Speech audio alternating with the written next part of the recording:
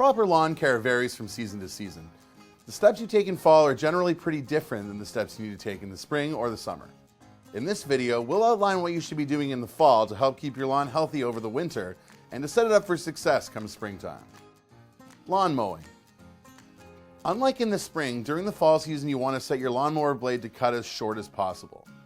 This will help prevent your lawn from getting matted down by snow, help to remove thatch, and strengthen the roots and crown of the grass. If you leave your lawn too long over winter, it's at a higher risk of fungal diseases. Aerating. Fall is the time to aerate your lawn. This combats grass and soil compaction from summer traffic. You should aerate your lawn 2 weeks before applying the last fertilizer of the season. Another way to get the timing right is to aerate 5 to 6 weeks before the first predicted frost. Fertilizing.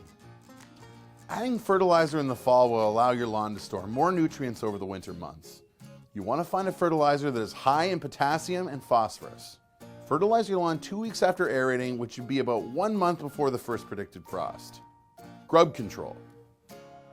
Beetles and other insects lay their eggs in our lawns during July and August. If not controlled, their maturing larvae will damage your lawn all winter long. By the time you see damage in spring, it'll be too late.